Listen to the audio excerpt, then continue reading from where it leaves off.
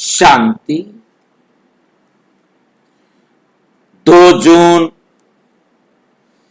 2026 आज की साकार मुरली रंगीन बड़े बड़े अक्षरों में पढ़ें, सुने और मंथन करें। हम प्रतिदिन प्रातः 4 बजे, 6 बजे, शाम को 4 बजे, 8 बजे मुरली मंथन करते हैं। आप सभी भी उस मुरली मंथन में साथी व सहयोगी बन सकते हैं, जिसके लिए इसी वीडियो के डिस्क्रिप्शन बॉक्स में गूगल मीट का लिंक दिया हुआ है, जिस लिंक के द्वारा आप चारों समय अपनी सुविधा अनुसार जब भी जुड़ना चाहें जुड़ सकते हैं। यदि आपको जुड़ने में कठिनाई हो रही है तो सामने आप जो वीडियो देख रहे हैं उसमें नीचे चलती हुई लाइन में आपको व्हाट्सएप नंबर दिखाई दे रहा है, उस पर मैसेज करके आप लिंक पुनः मंगा सकते हैं, प्रश्न पूछ सकते हैं, आपका कोई सुझाव है तो वो सुझाव भी दे सकते हैं। इससे बेस्ट और है हमारे पास एक ऑप्शन, आप इस व्हाट्सएप नंबर के बाद देख रहे हैं www.brahmakumarisbk.om. आप इस वेबसाइट को किसी भी गूगल या किसी भी ब्राउजर में, गूगल क्रोम में, जहां भी आप इसे लिखेंगे तो वो आपको बहुत आसानी से खुल जाता है। आपके सामने लिखा हुआ आता है brahmakumarisbk.om. आप उस पर जाकर के आप वेबसाइट को खोल सकते हैं। आप जब आपके सामने वेबसाइट खुल गई है तो आपके सामने YouTube दिखाई दे रहा है और YouTube के दोनों चैनल में से किसी भी चैनल को आप खोलना चाहें आराम से खोल सकते हैं।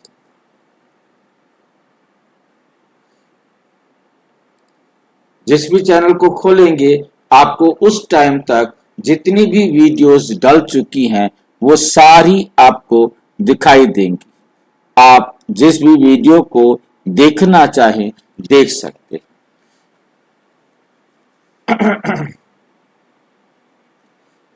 ये सारी वीडियोस आपको अब तक की डली हुई वीडियो दिन में कभी भी आप देखेंगे, आपको उस टाइम तक जितनी भी वीडियोस डली होंगी आप उनको देख सकते हैं। इसके बाद आपको मुरली है, मुरली देख सकते हैं। मुरली की सबसे बड़ी विशेषता ये रहती है कि आपको पहले से कहीं भी स्टोर करने की जरूरत नहीं।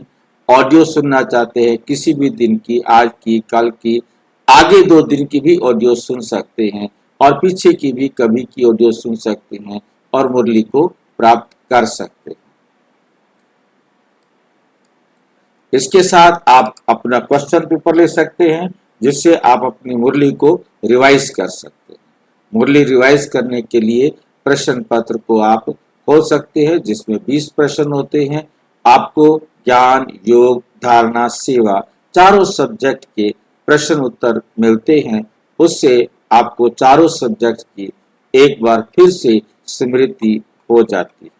इसके अंदर भी लिंक दिया हुआ है, ग्रुप में जुड़ने के लिए भी लिंक दिया हुआ है और क्या कहते हैं अपना इस YouTube से जुड़ने के लिए, वेबसाइट पर आने के लिए भी इसमें लिंक दिया हुआ है। इसके साथ आप इसमें लिंक से जुड़ना चाहते हैं तो आप बहुत आसानी से, जैसे अभी हमने खोला, एक ही क्लिक के साथ आप YouTube में अभी लाइव में जुड़ना चाहते हैं तो लिखा है लाइव मुरली मंथन से जुड़ने के लिए, आप एक ही क्लिक के अंदर सहज रीति से जुड़ जाते हैं। बस यहाँ कहता है रेडी टू ज्वाइन, आप क्लिक करते जाएंगे और ज्वाइन हो जाएंगे। इसके साथ और भी कोई वीडियो ब्रह्मा कुमारी इसका सारा सेट आपके पास है, जितना जिस प्रकार से आप यूज कर सकते हैं। राइट क्लिक करके या मोबाइल से है तो थोड़ी देर से दबा के रखेंगे तो वहाँ पर लिंक कॉपी लिंक हो जाएगा। कॉपी लिंक एड्रेस करने के बाद आप कहीं भी उसको पेस्ट करेंगे तो सहज रीति से उसके पास आप सेवा करके भेज सकते हैं। अच्छा, ओम शांति। आज की साकार मुरली का सार। मीठा मीठा बाबा कहते मीठे बच्चे, तुम हो रूहानी पंडित। तुम कौन हो? तुम हो रूहानी पंडित। एक पंडित होते हैं दुनिया में जो तीर्थों पर मिलते हैं, जो गाइड करते हैं उस तीर्थ स्थान के बारे में। पंडित का मतलब गाइड होता है। पंडा आजकल तो पंडित पंडित को पंडा कह देते हैं, परंतु वास्तव में वो गाइड होता है जो हमें रास्ता दिखाता है। तो हम हैं रूहानी पंडित। हमने सबको रूहानी रास्ता दिखाना है। वो तो मंदिरों का रास्ता दिखाते हैं, तीर्थ स्थान पर कुछ विशेष देखने लायक है उसके लिए रास्ता दिखाते हैं, वहां की सुविधाओं का लाभ उठाने के लिए रास्ता दिखाते हैं। परंतु हम हैं जो रूहानी पंडे हैं, जो हम सबको बाबा से, परमात्मा से मिलने का रास्ता दिखाते हैं। उन्हें गृहस्थ व्यवहार में, तुम्हें गृहस्थ व्यवहार संभालते हुए, तो पंडे का काम क्या है? अब हम पंडों का काम क्या है कि हमने उनको मार्गदर्शन करना है कि वो अपना गृहस्थ व्यवहार संभालते हुए कमल फूल समान बन याद की यात्रा हम खुद भी करनी है और औरों को करानी है। हमने खुद भी याद की यात्रा करनी है, औरों को भी याद की यात्रा करानी है।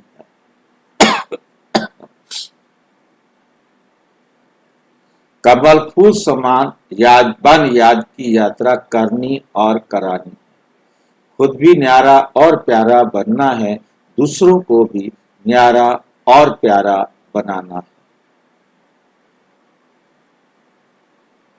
प्रश्न, बाप बच्चों का कौन सा श्रृंगार करते हैं? किस श्रृंगार के लिए मना करते हैं? किस श्रृंगार के लिए मना करते हैं? उत्तर, बाबा कहते मीठे बच्चे, मैं तुम्हारा रूहानी श्रृंगार करने आया। तुम कभी भी जिस्मानी श्रृंगार तुम कभी भी जिस्मानी श्रृंगार नहीं करना। तुम बैगर हो, तुम्हें फैशन का शौक नहीं होना चाहिए। दुनिया बहुत खराब है, इसलिए जरा भी शरीर का फैशन नहीं करो। जरा भी शरीर का फैशन नहीं करो। गीत, आखिर वही दिन आया आज। ओम शांति। और विस्तार से जानने के ओम शांति। बेहद का बाप बैठ बेहद के बच्चों को समझाते।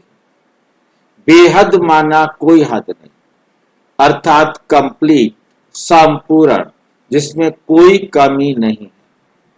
कितने ढेर बच्चे हैं, इतने बेशुमार बच्चों का एक ही बाप है जिसको रचयिता कहा जाता है।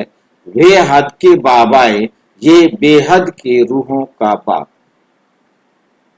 वो हैं हद के बाबाए और ये है बेहद के रूहों का बाप।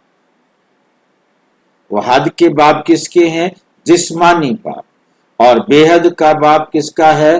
रूहों का। बेहद के जिस्मानी बाप, ये है बेहद के रूहों का एक ही बाप। बेहद के रूहों का एक ही बाप। ये वंडरफुल बाप है। इसने हम आत्माओं को पैदा नहीं किया, फिर भी बाप है। फिर कैसे बाप है ये? जब उसने हम आत्माओं को पैदा ही नहीं किया, तो फिर परमात्मा हमारा बाप कैसे है? आदि अनादि। कैसे बन गया आदि अनादि? जब उसने पैदा ही नहीं किया हमें तो।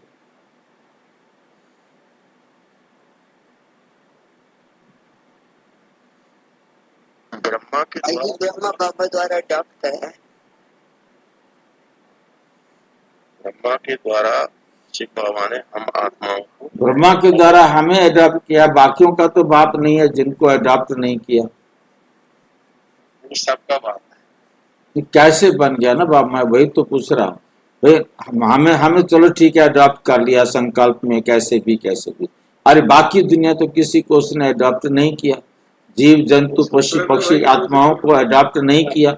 हाँ जी, ऐसा आरती में कहते भाई के भरोसे छोड़ दिया, वो करेंगे ना। वो आरती में कहते थे ना, तुम ही हो माता पिता, तुम ही हो, तुम ही अब हो। ऐसे तब तो हमें पता ही नहीं था कि हम किसको कह रहे हैं। हम ऐਵੇਂ कोई भी राम की मूर्ति को जाकर कह रहे थे तुम ही हो माता पिता, तुम ही हो। पागलों को पागल जो भी मर्जी बोलते, बंद थोड़ा जाता है कोई। आत्माओं का बाप है ना भाई। हाँ जी, आत्माओं का बाप है। आत्माओं का बाप कैसे हो गया? आत्माओं का बाप। शर्त ये है कि उसने पैदा नहीं किया, फिर वो हम आत्माओं का बाप कैसे हो गया?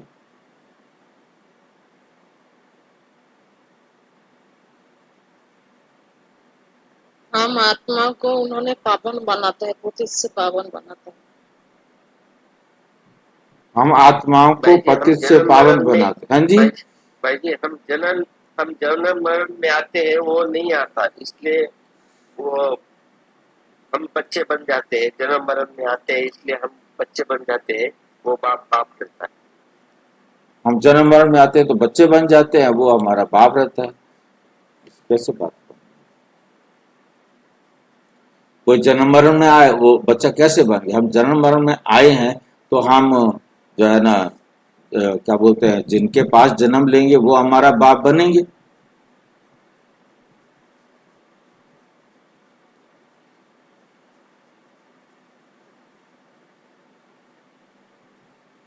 परमात्मा सारे संसार की आत्माओं को कल्प में एक बार पालना देते,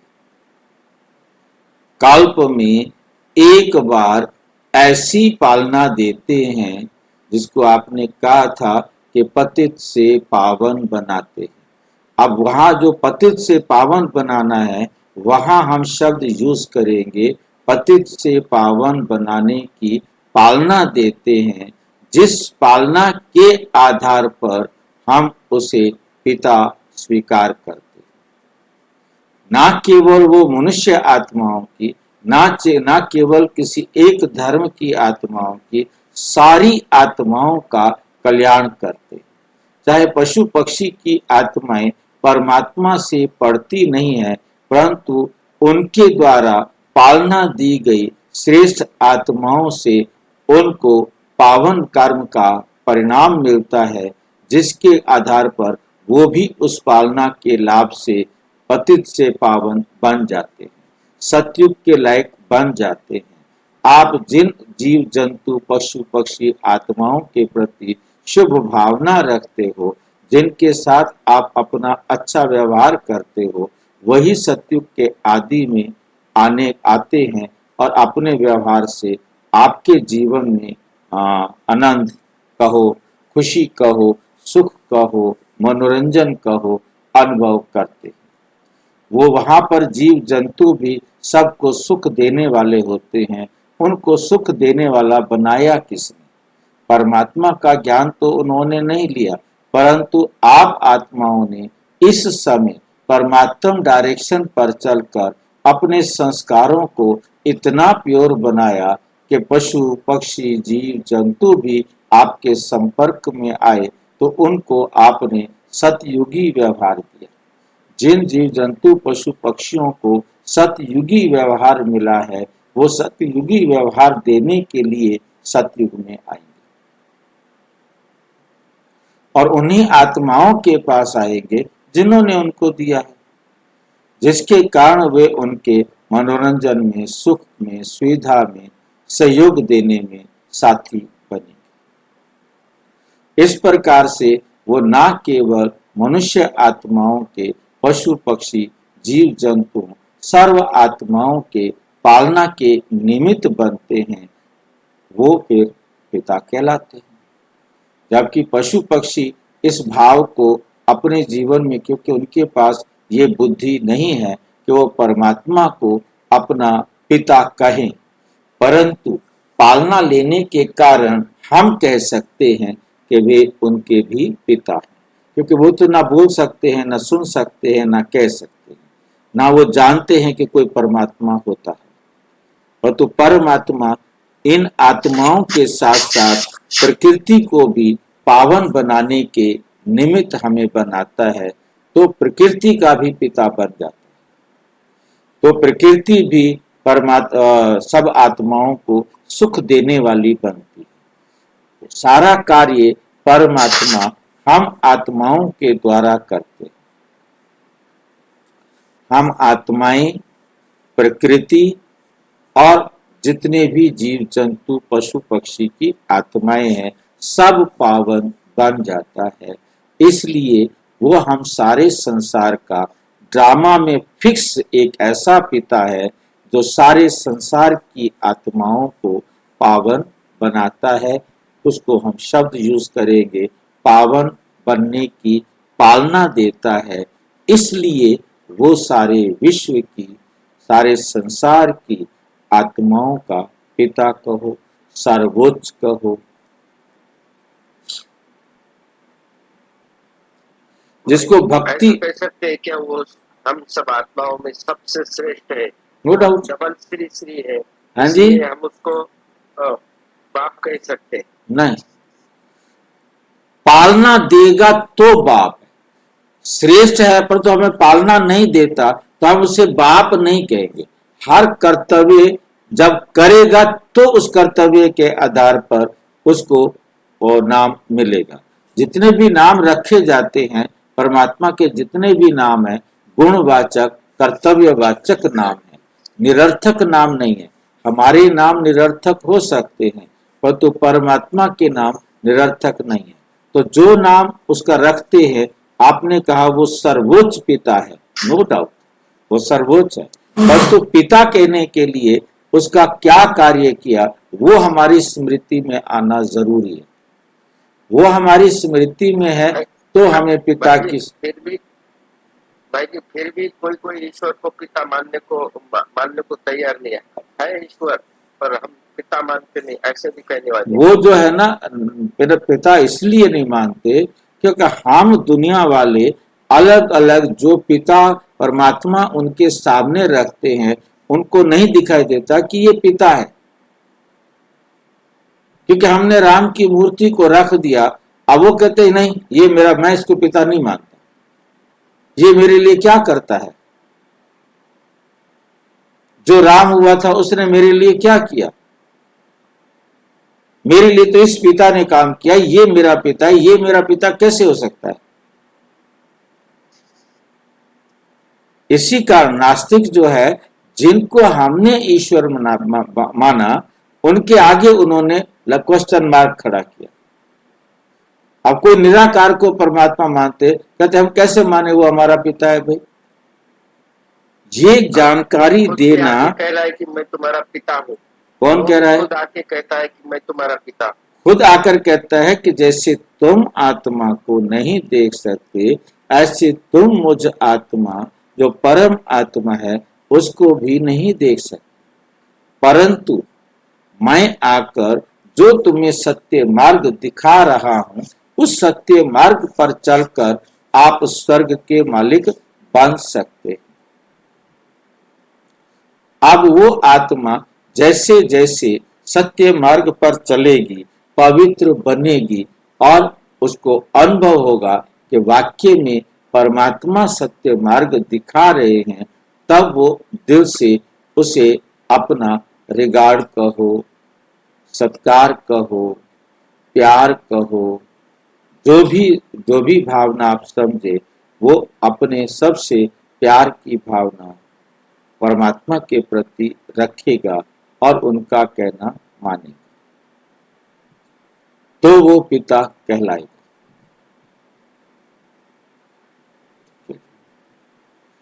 जिसको भक्ति मार्ग में सब रूहें याद करती हैं। तुम बच्चे जानते हो भक्ति मार्ग भी है, साथ साथ रावण राज्य भी है। इस समय भक्ति मार्ग भी चल रहा है और उसके साथ साथ क्या चल रहा है, रावण का राज्य भी है। अब मनुष्य पुकारते हैं कि हमको रावण राज्य से राम राज्य में ले जाओ, हमको रावण राज्य से राम राज्य में ले जाओ। बाप समझाते हैं, देखो दैवी देवता जो भारत के मालिक थे अब नहीं, वे कौन थे ये भी अब तुम जानते हो। हम ही सतयुगी सूर्यवंशी घराने के मालिक थे। राजा रानी तो होते हैं ना। तुम बच्चों को अब स्मृति आई है, बाबा आया हुआ है हम बच्चों को राज्य भाग्य का वर्षा देने, विश्व का मालिक बनाने। बाप कहते हैं अब सब भक्ति मार्ग में है, भक्ति मार्ग को ही रावण राज्य कहा जाता है। ज्ञान मार्ग सिर्फ एक बाप ही सिखाते हैं। तुम बच्चों को उस बेहद के बाप को भक्ति मार्ग में सब याद करते। अभी तुमको 21 जन्म के लिए ज्ञान की राजधानी मिलती है। कौन सी राजधानी मिलती है? ज्ञान की राजधानी मिलती है। फिर आधा कल्प तुम पुकारेंगे ही नहीं, हाय राम हाय प्रभु कहने की दरकार ही नहीं रहेगी।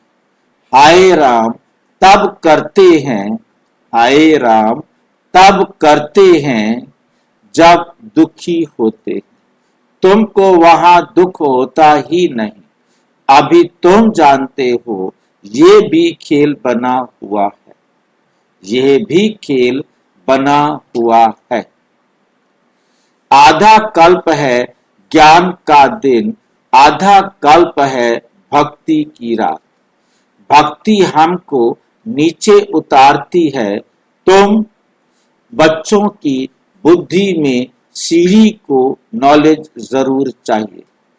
बाप समझाते हैं कि यह 84 जन्मों का चक्र है, यह 84 जन्मों का चक्र है। इस चक्र को जानने से तुम चक्रवर्ती राजा बनेंगे। इसलिए बाबा चित्र भी बनवा रहे हैं, जिससे सिद्ध हो कि हम इस चक्र को जानने से 21 जन्म के लिए राज्य भाग्य लेते हैं, राज्य भाग्य लेते हैं। अभी तुम बहुत हो गए, अभी तुम बहुत हो गए हो। बड़ी रूहानी शक्ति सेना बनी है। तुम सब पंडे हो। बाबा भी पंडा है, उनको कहा जाता है गाइड। पंडा अक्सर शुभ है। यात्रा पर ले जाने वाले पंडे होते हैं। यात्री जाते हैं तो उनको एक गाइड मिलता है कि इनको ये सब दिखाओ। तीर्थ यात्रा पर भी पंडे मिलते हैं। बाप कहते हैं जन्म जन्मांतर तीर्थ यात्रा करते आए हो, जन्म जन्मांतर तीर्थ यात्रा करते आए हो। अमरनाथ पर जाते हैं, तीर्थों पर जाते हैं, परिक्रमा लगाते हैं। वहां जाने समय फिर वही याद रहता है। घर बार धंधे धोरी सबसे दिल हट जाती है।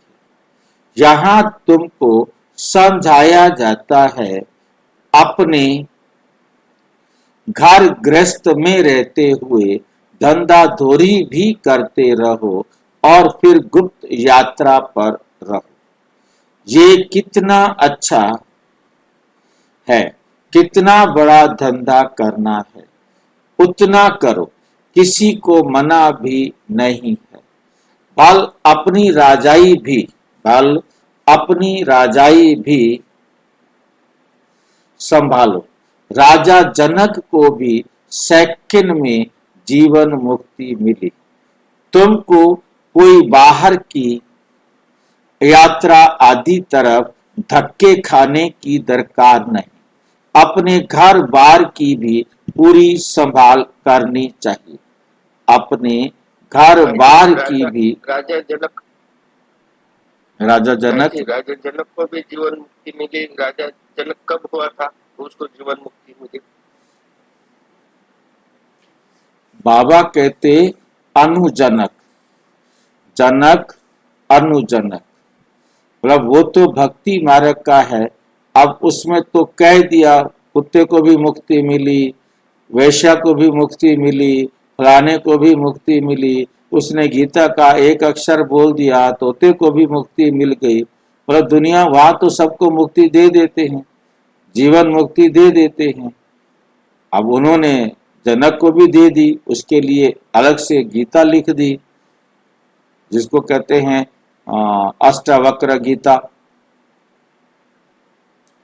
क्योंकि अब लिखने को तो जो भी लिख दिया उन्होंने जीवन मुक्ति, परंतु वो जीवन मुक्ति को जानते ही नहीं कि जीवन मुक्ति क्या है। परंतु वो शब्द उनके पास है जिसको परंतु उन्होंने महसूस किया जीवन मुक्ति ऐसे होती होगी। क्योंकि उन्होंने इस चीज को लिखा कि जनक को संसार का सुख भोगते हुए संसार के सुख में वो लिप्त नहीं, कभी भी संसार के सुख में लिप्त नहीं थे। संसार को देखते हुए उनसे वो अलग रहते थे। जिसके लिए उनको कहानी दिखाते हैं कि तुम्हें जीवन मुक्ति चाहिए, एक गुरु भेजता है, मुझे नाम उसका याद नहीं आ रहा, तो जाओ जनक के पास, वो तुम्हें बताएंगे कि जीवन मुक्ति क्या होती है। वो आया, बोला मैं ये जानने के लिए आया हूँ। कहता ठीक है। एक घी का दिया दे दिया, घी का दिया तेल से भर दिया और उसको जला दिया। बोले देखो ये दिया बुझना नहीं चाहिए, एक बूंद तेल की गिरनी नहीं चाहिए और तुमने सारे महल का चक्कर लगाकर आना। यदि इसमें से एक बूंद गिर गई या दिया बुझ गया तो पीछे ये आपके ये तलवार लेकर आ रहा है, ये तुम्हारी गर्दन उड़ा दे।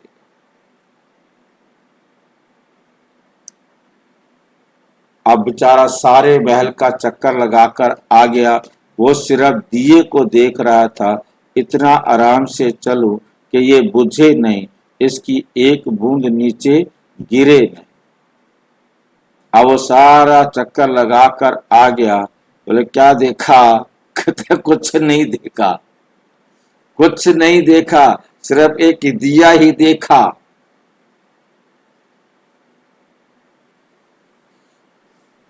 क्योंकि दिए इसे जीना कहेंगे क्या फिर? हाँ जी, जो जो संसार में आकर कुछ देखा नहीं और ऐसे ही आ गया वापस, तो फिर उसको जीना कहेंगे? हाँ, यही प्रश्न था ना, ये समझने वाली बात थी ना कि उसने कहा कि मैंने नहीं देखा कुछ भी। तो उसने कहा इसी प्रकार से याद रखो कि मौत आखिरी है, वो होने वाली है, वो कभी भी आ सकती है। इसलिए मुझे इस संसार को, क्योंकि मुझे मौत पर मतलब जो है ना, इस संसार मेरे साथ चलने वाला नहीं है, इस संसार के प्रति मुझे आकर्षित नहीं होना है। इस संसार में रहते हुए, इस संसार को यूज करते हुए इसके अंदर फंसो नहीं। मतलब उन्होंने जीवन मुक्ति का अर्थ तो निकाला, परंतु वो नहीं जान पाए कि ये आत्मा के लिए हो रहा है। बात सारी कहाँ आती है? बेशक गीता में आत्मा का जिक्र है, परंतु वहां भी समझते अपने आप को देह। वो समझते हैं कि आत्मा कोई अलग चीज है, वो आती है और चली जाती है। मैं आत्मा हूं, ये बात वो नहीं जानते। वो मैं को शरीर ही समझते। मेरी आत्मा भगवान है, वो मेरे शरीर में आता है और वो चला जाता है। वो भगवान का अंश है जो हमारे शरीर में विराजमान है, और जब वो निकल जाता है तो मैं मर जाता हूँ। मतलब ये बात उन सब की बुद्धि में बैठी हुई, परंतु उसी आधार से उन्होंने जीवन मुक्ति का भी अर्थ अपने ही आधार से, जो वो जानकारी थी उसी के आधार पर मानते। तो राजा जनक को भी सेकंड में जीवन मुक्ति मिली। इसको भी हमने बताया था कि वो एक सेकंड में उसको जीवन मुक्ति क्या मिली थी। उसका एक पैर घोड़े की जो पैडल रखने की जगह होती है वहां होता है और दूसरा पैर हवा में होता है। तो वह उससे पूछता है कि इस समय तुम घोड़े पर हो या पृथ्वी पर हो। वो कहता है ना मैं घोड़े पर हूं ना मैं पृथ्वी पर हूं, क्योंकि मैं पैडल पर सिर्फ एक पैर रखा हुआ और एक पैर हवा में, और वो मैं घोड़े पर नहीं हूं, घोड़े पर मैं पहुंचा नहीं हूं और नीचे धरती से मैं अपना पांव उठा चुका हूं। तो इस प्रकार से मतलब संसार में रहते हुए अपने आप को संसार से अलग समझना। मुझे जाना है घोड़े पर, परंतु मैं इस समय ना घोड़े पर हूं ना धरती पर हूं, ऐसे अपने आप को समझना ही क्या है जीवन मुक्ति। और वो एक सेकंड में ये ज्ञान उसको अष्टावक्र ने दिया।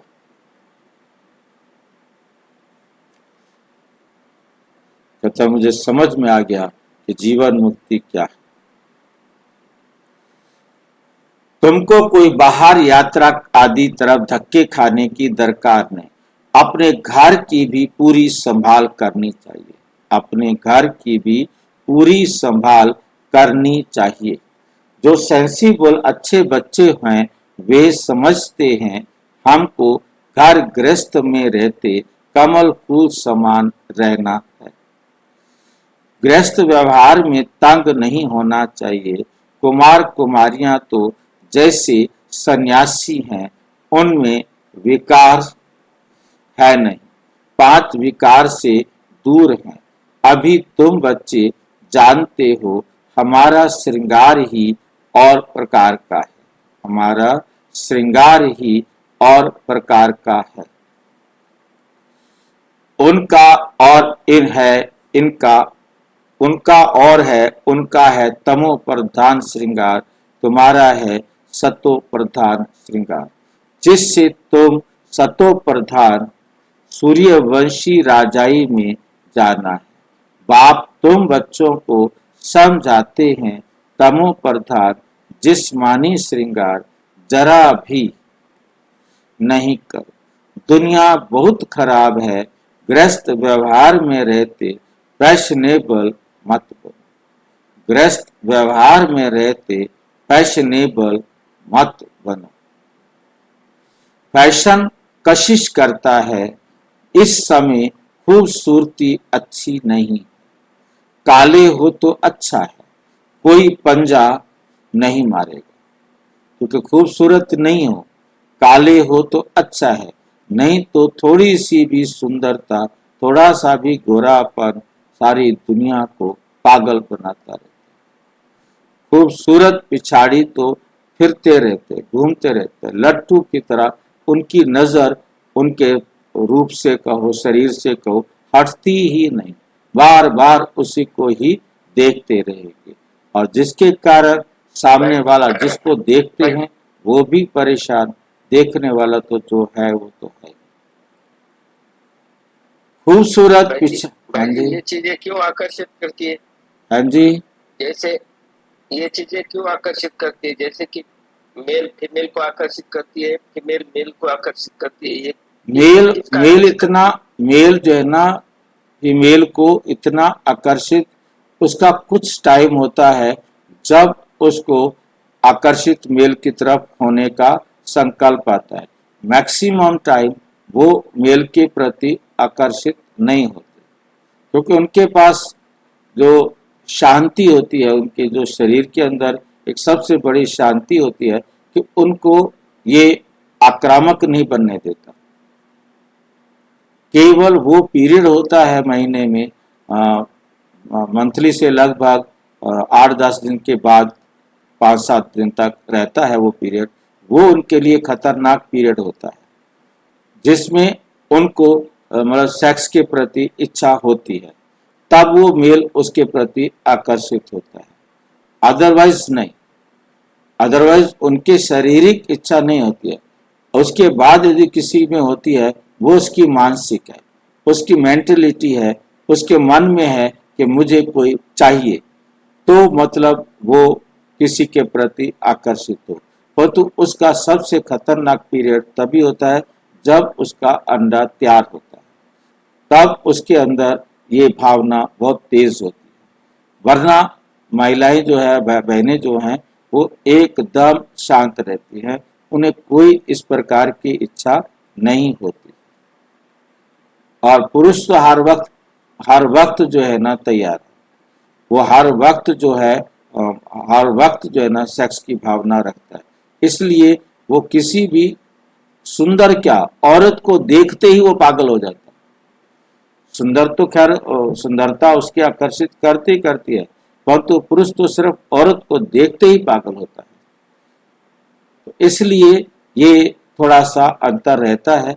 बाकी ये भी दोनों में, चाहे वो पुरुष हो चाहे वो स्त्री हो, ये भी दोनों की मेंटलिटी पर निर्भर करता है कि उसने अपने आप को मानसिक रूप से कैसा बनाया है, कैसी शिक्षा उसने ली है, कैसे वातावरण में उसने पालना ली है, जिसके कारण उसने अपने आप को इस प्रकार से बनाया। भाई जी, उसकी देखने की दृष्टि उसको पागल बना देती है। उसने देखा किस तरह से। वही देखने का कारण भाई जी, स्त्री वही बहन है, वही माँ है, वही पत्नी है, और वो कोई और औरत भी है। केवल हमारी मेंटलिटी यहाँ पर आएगी ना कि मैं उसे किस नजर से देख रहा हूं। हमारी नजर को बनाता कौन है? मेरा मानसिक रूप, चाहे वो बहन हो तो चाहे वो भाई हो। अब कोई भी बहन कभी भी भाई के प्रति आकर्षित नहीं होगी, क्योंकि उसने अपने आप को बता रखा है, समझा रखा है कि भी भाई भाई होता है, उसके साथ मुझे इस प्रकार के संकल्प नहीं लाना है। भाई को भी ये रहता है कि मुझे बहन के प्रति ऐसा संकल्प नहीं लाना है। परंतु वही भाई, एक वीडियो मैंने जिक्र भी किया था इसका, कि एक भाई बचपन से छोटा था, वो गुरुकुल में चला गया, वहां जाकर 20-21 साल वहीं रहा और गुरुकुल में शिक्षा लेकर के आया। इसके पीछे वो रास्ते में आता है, उसको एक गांव की तरफ जब पहुंचता है, उसको एक लड़की दिखाई देती है और उस पर मोहित हो जाता है। और घर जब पहुंचता है, वो तो लड़की तो चली गई, पर तो उसके अंदर जो विकार चले सो चले। घर पहुंचा तो देखा कि वो लड़की वहां पर आई और कहा कि ये तुम्हारा भाई है और तुम्हारी बहन है। अब वो सोचता है कि मैंने क्या किया, क्यों मैंने इसके बारे में ऐसा सोचा, क्योंकि उसे पता नहीं है ना कि ये मेरी बहन है। यदि उसे पता होता कि ये मेरी बहन है तो उसको संकल्प भी नहीं आता। संकल्प क्यों आया? इतना समय गुरुकुल में रहा, उसको पता ही नहीं था कि हमारे घर में किसी लड़की ने जन्म भी लिया है। वो आया ही पहली बार है। वो घर पहुंचेगा तो पता चलेगा ना। अज्ञान के कारण भाई जी। हाँ जी, अज्ञान के कारण, अज्ञान, ज्ञान नहीं था उसको। सारी दुनिया में अज्ञान है ना। ये ज्ञान तो अब बाबा दे रहा है कि तुम भी आत्मा हो, वो भी आत्मा है। ये ड्रेस पहन रखी है, ये ज्ञान तो अब बाबा दे रहा है ना। उनके पास ज्ञान नहीं है ना। समझते क्या? यही एक होता है कि ये मेरी लगती क्या है, ये मेरा लगता क्या है, खत्म बात। अब जहां भाई बहन भी इस विकार के अंदर चले जाते हैं, वो भी केस हमारे सामने आते हैं कि भाई बहन है और विकार में चले गए। मतलब जिस समय उनको विकार जागृत हुआ, उस समय वो रिश्ते भी सारे भूल गए। ये सारी बातें हमें बहुत अच्छी तरह से हमारी मेंटलिटी पर है कि हमने अपनी बुद्धि को क्या समझाया है, क्या गाइड किया है। इसलिए बाबा हमें रोजाना मन मना भाव पर जोर देते। हमने अपने मन को क्या मनाया? क्या समझाया, कैसा समझाया। अब तक हमें पेरेंट्स से, परिवार से, समाज से यही मिला कि आप जन्म लो और बस आपका मकसद यही है कि अपने आप को पढ़ाई करो, नौकरी करो और फिर शादी करो, फिर बच्चे पैदा करो, फिर मर जाओ। मतलब एक ये पाठ, ये लेसन हम सबको मिला, जिसके कारण हम वैसा ही सोचते थे। अब हमें लक्ष्य अलग मिला है कि नहीं भैया, तुम्हारा लक्ष्य ये नहीं है, तुम मरने वाली आत्मा नहीं हो, तुमने तो अपना भविष्य लिखना है। अब जो लिखेगा वो पाएगा, नहीं लिखेगा तो नहीं पाएगा।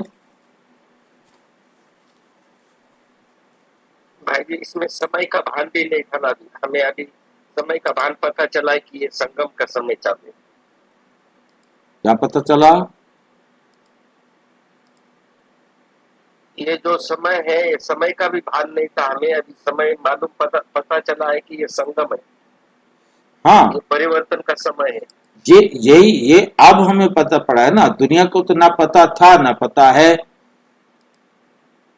नहीं। इस समय परमात्मा आकर हमें ये बातें समझा रहे हैं, हमें सच समझ में आ रहा है। हमने तो इस शरीर के सुख को सुख समझ रखा था। एक भाई ने प्रश्न पूछा है, परसों मेरे पास प्रश्न भेजा है, मैंने उस पर कई बार वीडियो बनाया भी है कि पति पत्नी दोनों खुशी से कर रहे हैं, दोनों सुख का अनुभव कर रहे हैं, फिर इसको विकार क्यों कहा, फिर इसे पाप क्यों कहा? वो भी खुश है, वो भी खुश है, दोनों ही खुश है। क्योंकि उसके लिए सबसे पहली बात हमको समझनी है कि हमने झूठे सुख को सुख समझा रखा है अपने आप को। शराबी शराब पीते वक्त उसको मालूम है, जानता है कि मेरा मुंह भी जल रहा है, मीठी नहीं होती है, कड़वी होती है, बहुत तीखी होती है, मैंने टेस्ट की हुई है, ठीक है क्या नहीं। अब वो मेरा मुंह भी जला रही है, मेरा गला भी जला रही है, मेरा पेट भी जला रही है और मेरी आंतरियों को नष्ट भी कर रही है, और मैं एंजॉय कर रहा हूं, खुश हो रहा हूं कि पार्टी मनाएंगे आज। कोई टेस्ट नहीं, कोई सुख की अनुभूति नहीं, और पीने के बाद जब चलो तो पैर लड़खड़ाते हैं, पैरों का बैलेंस नहीं बनता। क्या मिला ये जानते हुए भी हम उसको एंजॉय समझते हैं। हमने आज इंग्लिश वाइन की जो ना पार्टी की, और बढ़िया कोई नाम लेकर के शराब का कहते होंगे कि भी हम ऐसी बढ़िया पार्टी की, खुली पी, ओपन पी। क्या किया? इसी प्रकार से जानकारी नहीं है कि मैं जो कर रहा हूं, जिसको मैं सुख समझ रहा हूं, वो वास्तव में मुझे शक्तिहीन बना रहा है, मुझे शक्तिहीन बना रहा है। ये पता नहीं, पता है भी तो उस क्षणिक जो मतलब जो है ना हमारी ब्रेन से जो है ना एक निकलता है स्राव, वो ब्रेन से निकलने वाला आनंद जिसे हम सेरोटोनिन कहते हैं, मतलब वो इस प्रकार से निकलता है, एंडोर्फिन कहते हैं, और हम खुशी को महसूस करते हैं क्योंकि हमने उसको। भाई जी, वो देह को भूलने की कोशिश, देह का भूलने का वो अनुभव ले रहा है, उससे उसको आनंद आ रहा है। देख बात सुने, वो उसके लिए हमने एक पाठ पढ़ाया कि it is good for me, it is the best for me, ये एंजॉय है। मतलब हमने झूठे सुख को सुख का कमांड दिया कि यही एंजॉय मुझे चाहिए, और वो फिर हम एडिक्ट हो गए, और एडिक्ट को हमने एंजॉय मान लिया। जैसे खुजली का भी एक जो है ना क्या होता है, नशा होता है, खुजली का भी आनंद होता है, बार बार वो खुजाता है, ये जानते हुए कि मेरा जख्म बढ़ रहा है, वो बार बार खुजाता है, उसका भी उसको आनंद आ रहा है। तो इसलिए उस आनंद को वो ले रहा है, जानते हुए कि मेरे इस खुजाने के बाद मेरा जख्म कितना बड़ा बढ़ जाएगा और कितना मुझे इसके ऊपर फिर मेहनत करनी होगी, कितने दिन पट्टियां बांध के रखना होगा, क्या क्या इंजेक्शंस लगवाने होंगे। इसलिए सबको पता है कि हमारी हड्डियां कीर्तन कर रही हैं, उसके बाद भी उस झूठे सुख को सुख समझकर अपने आप को समझाया हुआ है, उसमें आनंद ढूंढता रहता है। वास्तव में परमात्मा ने आके समझाया कि ये रियल आनंद नहीं, ये आत्मा का आनंद नहीं, ये अति इंद्रिय आनंद नहीं, ये इंद्रियों का सुख है जो इस देह का विनाश करता है। देह का विनाश करने के साथ साथ ये देह हमें सतो प्रधान बनने में सहयोग नहीं दे पाता। ये देह हमें सतो प्रधान बनने में सहयोग नहीं देगा तो हम सतो प्रधान सतयुगी दुनिया के लायक नहीं बन सकेंगे। ये बात समझ में आए कि मैं अपने भाग्य का बेड़ा गर्क कर रहा हूँ, ये बात समझ में आए तो सच्चे सुख को जब वो अनुभव करने लगेगा तो ये झूठा सुख उसके जीवन से निकल जाएगा। कि हम चले मुरली में। श्री कृष्ण को भी सावरा दिखाते, तुमको गोरा बनना है शिव बाबा से, वे गोरे बनते हैं पाउडर आदि से। कितना फैशन है, बात ही मत पूछो। साहूकार की तो सत्यानाश है, गरीब अच्छे हैं, गांवड़े में जाकर गरीबों का कल्याण करना है, परंतु आवाज करने वाले बड़े आदमी भी चाहिए। तुम सब गरीब हो ना, कोई साहूकार है क्या? तुम देखो कैसे साधारण बैठे हो, बंबई में फैशन देखो तो क्या लगा पड़ा है, क्या लगा पड़ा है। बाबा पास मिलने आते हैं तो कहता हूँ तुमने ये जिस्मानी श्रृंगार किया है, अब आओ तो तुमको ज्ञान श्रृंगार कराए। क्योंकि जिस्मानी श्रृंगार भी झूठा आकर्षण बनाता है। इसलिए बाबा कहते बच्चे ये जिस्मानी श्रृंगार नहीं करें, क्योंकि जिस्मानी श्रृंगार करने का विचार उसी में आएगा नंबर 1 जो अपने आप को बॉडी समझेगा, चाहे वो मेल हो चाहे वो फीमेल हो। बॉडी के आकर्षण में आकर के ही वो इस झूठे श्रृंगार को करता है और चारों तरफ देखता है कि मुझे कुछ अलग करने से सारे देखते हैं। क्योंकि एक छोटे से बच्चे के अंदर हम बहुत अच्छी तरह अनुभव करते हैं कि वो चाहता है कि मेरी माँ मेरे को हर वक्त देखे, सभी मेरे साथ बात करे, मुझे कोई इग्नोर ना करे, सबका अटेंशन मेरी तरफ। हालांकि उसके अटेंशन में किसी प्रकार की कोई खराबी नहीं होती, परंतु उसका होता है कि मेरी तरफ देखे। जब हम उसकी तरफ नहीं देखते तो या तो रोना शुरू करेगा या आकर के कुछ करेगा जिससे आप उसकी तरफ देखो।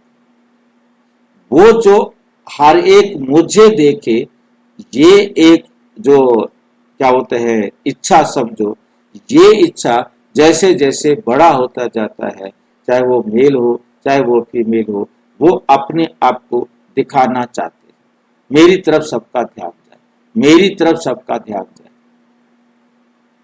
ये नहीं पता कि ये ध्यान क्या करेगा, बस अटेंशन मेरी तरफ होना चाहिए। इसलिए मतलब अपने श्रृंगार करना, कपड़े ऐसे पहनना, तो वो सारा कुछ मेन कारण यही रहता है कि मुझे देखे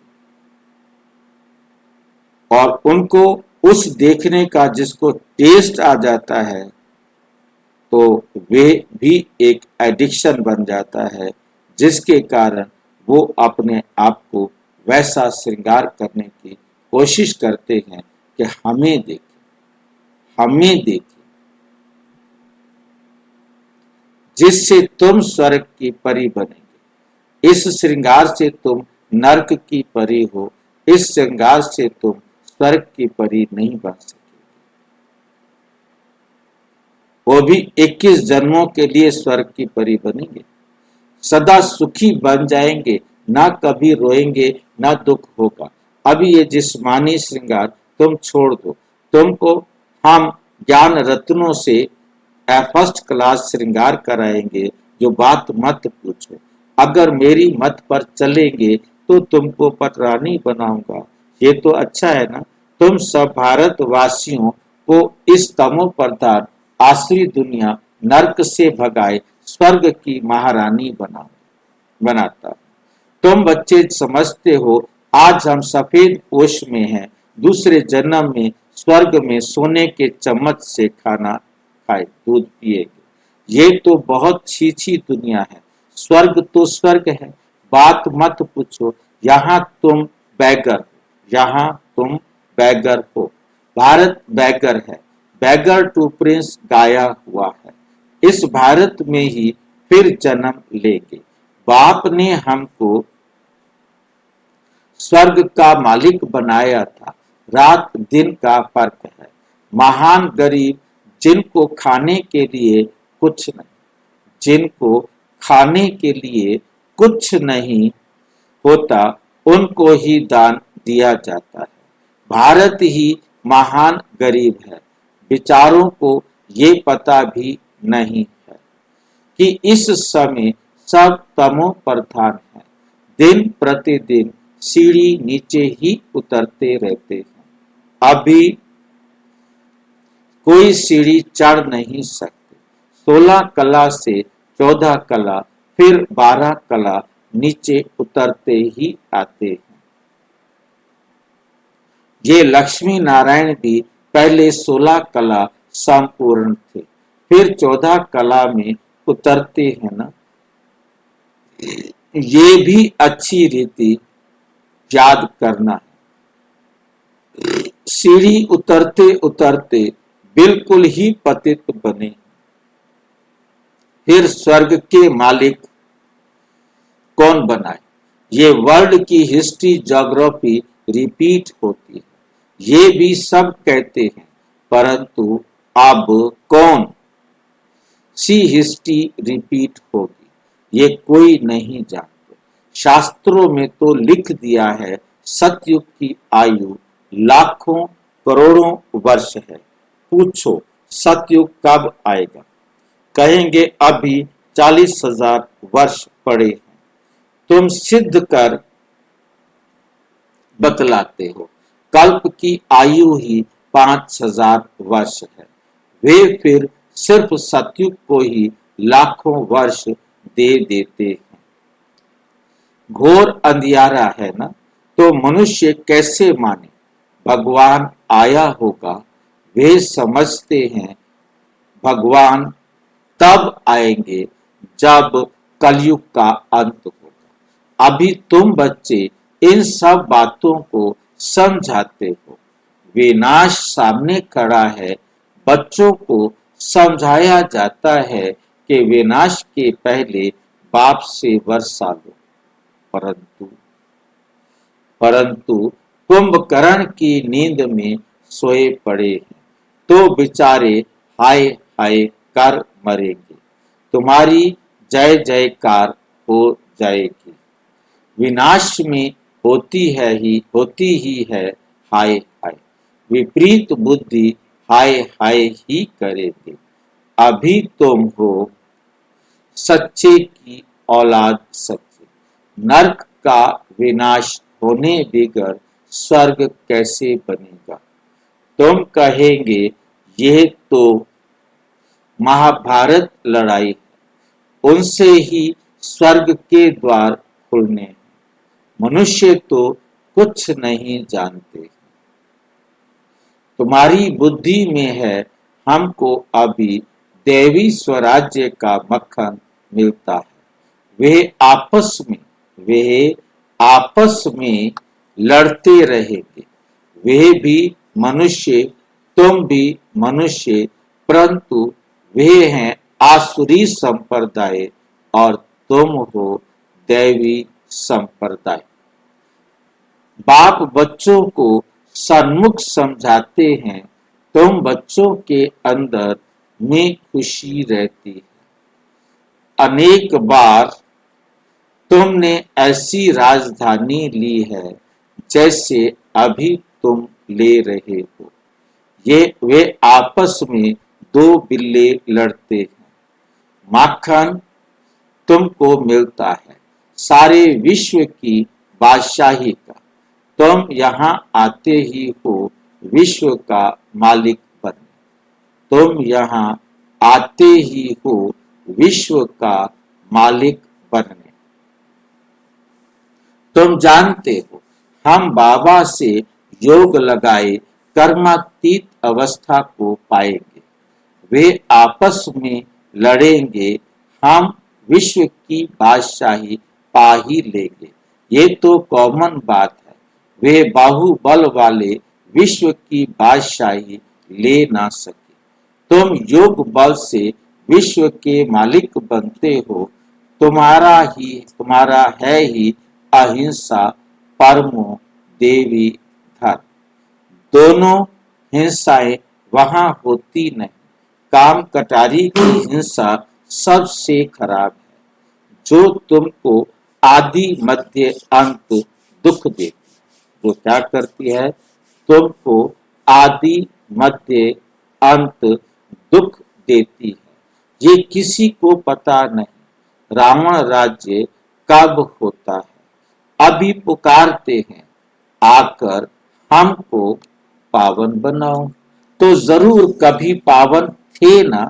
भारतवासी बच्चे ही पुकारते हैं दुख से लिबरेट करो, शांति धाम ले जाओ, दुख हर कर सुख दो।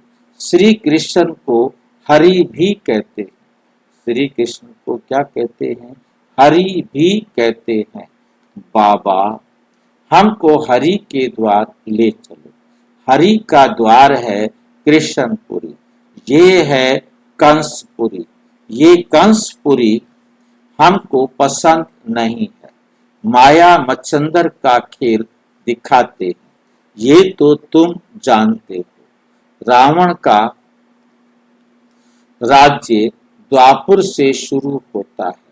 देवताएं जो पावन थे वे पतित होने शुरू होते हैं। इसकी भी निशानियां जगन्नाथपुरी में है। दुनिया में बड़ा गंद लगा हुआ है।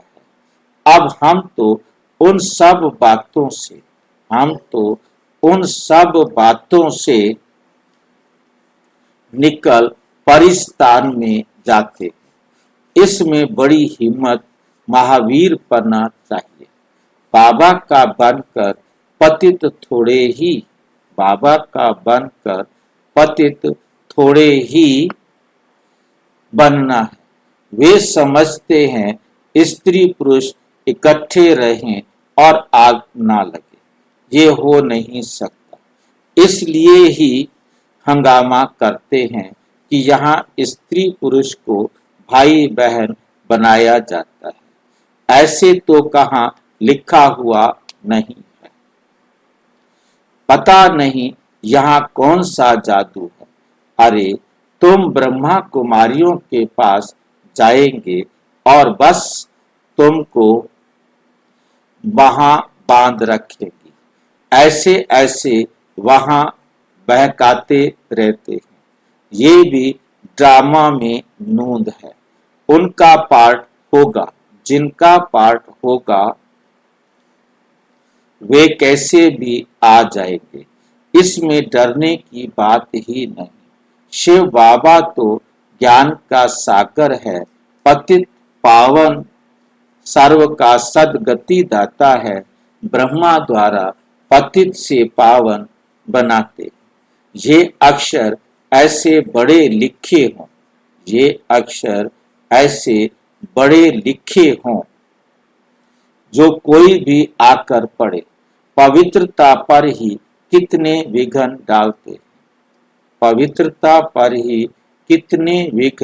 डालते हैं। बाबा कहते हैं बच्चे, किसी भी देहधारी में मोह की रग नहीं चाहिए। अगर कहाँ मोह की रग होगी तो फंस पड़ेंगे। यहाँ तो अम्मा मरे तो भी हलवा खाना है। बाबा सामने बिठाकर पूछते हैं, कल तुम्हारा कोई मर जाए तो रोएंगे तो नहीं, आंसू आया तो फेल हुए। एक शरीर छोड़ दूसरा लेंगे, एक शरीर छोड़ेंगे दूसरा लिया, इसमें रोने की बात क्या है? दूसरा कोई सुने तो कहे मुख से अच्छा तो बोलो। अरे अच्छा ही बोलते हैं, सतयुग में रोना होता ही नहीं। ये जीवन तुम्हारा उनसे भी ऊंच है, तुम हो सबको रोने से बचाने वाले। फिर तुम कैसे रोएंगे? तुमको पतियों का पति मिला है, तुमको स्वर्ग का मालिक स्वर्ग में ले जाते हैं, फिर नरक में गिराने वाले के लिए हम क्यों रोएं? बाबा कितना मीठी मीठी बातें सुनाते, मीठी मीठी बातें सुनाते हैं। वर्षा लेने के लिए इस समय भारत का कितना कल्याण हुआ पड़ा। बाप आकर कल्याण करते हैं। भारत को मगध देश कहते हैं। सिंध जैसे फैशनेबल कोई होता नहीं। विलायत में से फैशन सीखकर आते हैं। बाल बनाने पर आजकल लड़कियां कितना खर्चा करती हैं। उनको कहा जाता है नर्क की परियां। बाप तुमको स्वर्ग की परियां बनाते हैं, कहते हैं हमारे लिए तो यहाँ ही स्वर्ग है, ये सुख तो ले लेवे, कल क्या होगा हम क्या जाने। ऐसे अनेक विचार वाले आते हैं। अच्छा, मीठे मीठे सिक्की लधे बच्चों प्रति माता पिता बाप दादा का याद प्यार और गुड मॉर्निंग। रूहानी बाप की रूहानी बच्चों को नमस्ते। हम रूहानी बच्चों की रूहानी बाप दादा को नमस्ते नमस्ते नमस्ते। धारणा के लिए मुख्य सार। नंबर 1, सच्चा रूहानी पंडा बन सबको घर का रास्ता बताना है। शरीर निर्वाह अर्थ धंधा करते याद की यात्रा में रहना है। कार्य व्यवहार में तंग नहीं होना है। कार्य व्यवहार में तंग नहीं होना है। ज्ञान श्रृंगार कर स्वयं को स्वर्ग की परी बनाना है। इस तमो प्रधान दुनिया में जिस्मानी श्रृंगार नहीं करना है। कलयुगी फैशन छोड़ देना है। कलयुग का जो फैशन है उसे तुमने क्या करना है? छोड़ देना है। वरदान। बालक और मालिकपन के बैलेंस द्वारा युक्ति युक्त चलने वाले सफलता मूर्त भाव।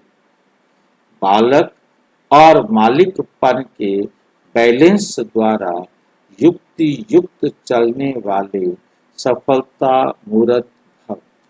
जितना हो सके सर्विस के संबंध में बालकपन अपने पुरुषार्थ को की स्थिति में मालिकपन, संपर्क और सर्विस में बालकपन, याद की यात्रा और मंथन करने में मालिकपन।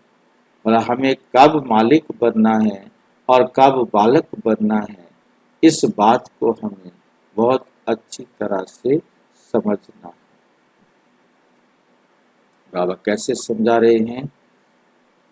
जितना हो सके सर्विस के संबंध में बालिकपन से सेवा करते हुए तुम बच्चे बन जाओ। अपने पुरुषार्थ की स्थिति में मालिकपन, परंतु जब अपने लिए पुरुषार्थ करना है वहां मालिक बन जाओ। बालक बन के जिनकी सेवा कर रहे हो उनको बच्चे की तरह अपने आप को एकदम बच्चा समझकर जितना वो माने उतना उनको बताओ। जहां वो जिद करे उनको कहो कोई बात नहीं, फिर चर्चा करें। क्योंकि जिद हमने किसी के साथ नहीं करना।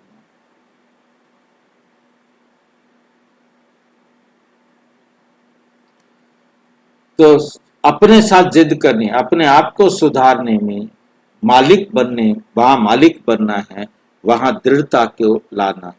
संपर्क और सर्विस में बालकपन, आप किसी के संपर्क में आए, किसी प्रकार की सेवा करें, तो वहां आपके अंदर बालकपन रहना चाहिए। साथियों और संगठन में बालक, व्यक्तिगत में जहां मालिक को गंभीर रूप से रहना है, उसके लिए तो क्या चाहिए?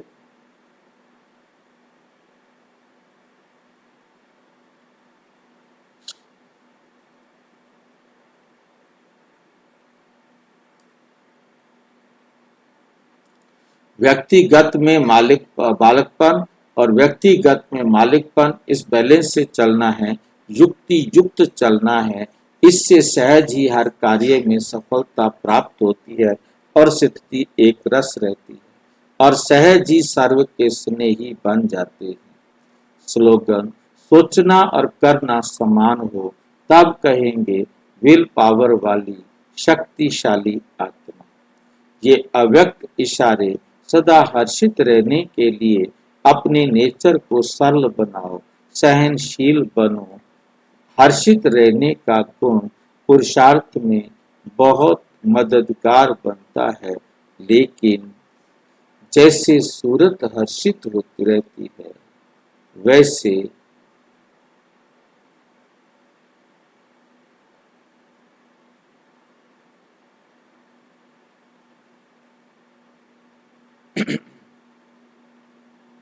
वैसे आत्मा भी सदैव हर्षित रहे, इस नेचुरल गुण को आत्मा में लाना है। सदा हर्षित रहेंगे तो फिर माया की कोई आकर्षित नहीं करेगी। ये बाप की गारंटी है। लेकिन सदा हर्षित रहने के लिए अपनी रूहानी शान में रहना है। सहनशील बन, साक्षी दृष्टा हो, माया के खेल को देखना अच्छा। ओम शांति। और विस्तार से जानने के लिए प्रजापिता ब्रह्मा कुमारी ईश्वरीय विश्वविद्यालय कोई किसी भी सेवा केंद्र पर संपर्क करें और यदि कोई प्रश्न है तो 9213106986 पर कभी भी व्हाट्सएप करें, टेलीग्राम करें, RTI करें 9650692270 पर व्हाट्सएप करें, फोन नहीं। ओम शांति।